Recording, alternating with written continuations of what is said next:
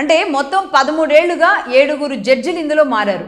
ఎందుకంటే ప్రతిసారి discharge petitions వేస్తూ ఉండడం వల్ల జగన్మోహన్ రెడ్డి గారి తరపు అడ్వకేట్లు జడ్జి మారినప్పుడల్లా మళ్ళీ రెడ్ వచ్చే మొదలే అన్నట్టుగా మొదలు పెట్టాల్సి వస్తుంది. అసలు ఈ కేసుని మళ్ళీ మొదటి నుంచి తవ్వడం అంటే అసలు అది సాధ్యమయ్యే పని కాదు. ఎందుకు డిలే అయిందంటే ఇందుకే డిలే అయింది.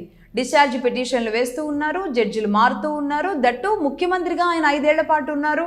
ఇలాంటి నేపథ్యంలో ఒక ముఖ్యమంత్రిని పిలవడం కూడా మరి సాధ్యమయ్యే పని కూడా కాకపోవచ్చు. ఇన్ని విషయాల్లో ఇన్ని రకాలుగా జరిగింది. అయితే జగన్మోహన్ రెడ్డి గారి విషయంలో ఏం జరిగింది అనే దానికంటే ఒకసారి వ్యవస్థల విషయంలో మాట్లాడదాం. 7 జడ్జిలు మారుతున్నారు అంటే యాజ్ పర్ ప్రొసీజర్ మారే అవకాశాలు ఉంటాయి, మారుతారు.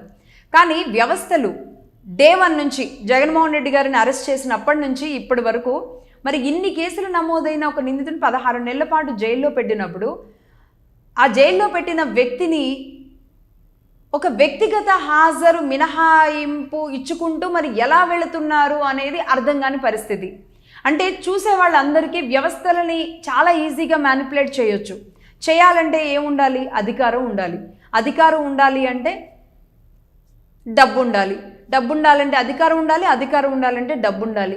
ఇవన్నీ ఈ రొటేషన్లో ఈ సర్కిల్ తిరుగుతూ ఉండడం వల్ల నిజంగా న్యాయస్థానాలన్నా లేదంటే న్యాయమన్నా సగటు మామూలు వ్యక్తికి నమ్మకం పోయే పరిస్థితులు ఖచ్చితంగా ఉంటాయి. చట్టాలు పేదవాళ్ళ మీదే కానీ పెద్దవాళ్ళ మీద కాదా అని ప్రశ్నలు ఖచ్చితంగా వస్తూనే ఉంటాయి. అది ఎవరైనా కావచ్చు.